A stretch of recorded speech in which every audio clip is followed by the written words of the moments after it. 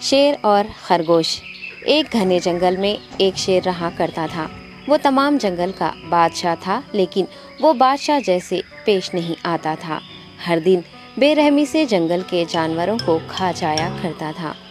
شیر کے خوف سے جنگل کے جانور چھپ جایا کرتے تھے اور خود اپنی بھوک و پیاس کو مار کر سخت مشکلات سے دوچار ہونے لگے تھے۔ اس طرح کچھ دن بعد جنگل کے تمام جانور ایک مقام پر جمع ہوئے اور شیر کے شر سے محفوظ رہنے کے لیے سب مل کر رائے مشورہ کرنے لگے۔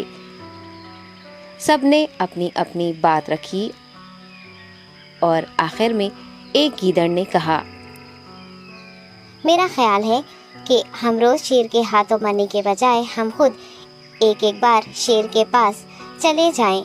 اس طرح روزانہ شیر کسی ایک کو کھا لے گا اور ہم سب اپنی اپنی باری سے چلے جائیں گے اور بلا خوف و ڈر سکون سے زندگی گزاریں گے۔ گیدڑ کے مشورے پہ تمام جانور رضامند ہو گئے۔ ایک بندر نے کہا، ٹھیک ہے، تمہاری بات بالکل درست ہے۔ موت کا خوف کرنے کے بجائے اپنی باری آنے تک ہم اطمینان و سکون کی زندگی گزار سکیں گے۔ جانوروں کی بات چیت مکمل ہونے کے بعد خود گیدڑ نے شیر کے پاس جا کر یہ ساری بات بتائی۔ گیدڑ کی باتیں سننے کے بعد شیر نے کہا، میں بادشاہ ہوں، اس لیے تم سب کی بات مان رہا ہوں، لیکن ایک بات غور سے سن لو۔ اگر کسی دن مجھے جانور ملنے میں تاخیر ہو جائے تو میں خاموش نہیں بیٹھوں گا اور دوبارہ تم سب پر حملہ کرنا شروع کروں گا۔ شیر نے بڑے غصے سے یہ سب کہا۔ شیر کی باتیں سن کر گیدڑ نے سر ہلاتے ہوئے حامی بھر دی اور وہاں سے چلا گیا۔ اس دن کے بعد ایک ایک جانور بلا ناغہ اپنی اپنی باری کے مطابق شیر کے پاس جانے لگے اور شیر سکون سے اپنے پاس آنے والے جانوروں کو مار کر اپنی بھوک مٹانے لگا۔ یہ معاملہ ایسے ہی چل رہا تھا اور ایک دن شیر کے پاس جانے کی باری ایک خرگوش کی آئی۔ وہ خرگوش بہت ہی ہوشیار تھا۔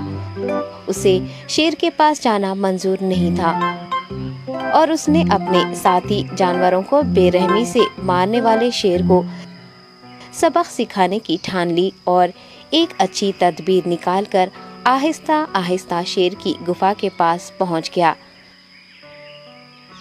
تاخیر ہو جانے سے شیر کافی غصے میں تھا اور خرگوش کو دیکھ کر غصے سے کہنے لگا، میں نے تم سب کو پہلے ہی کہہ دیا تھا، دیر ہو جائے تو میں خاموش نہیں بیٹھوں گا۔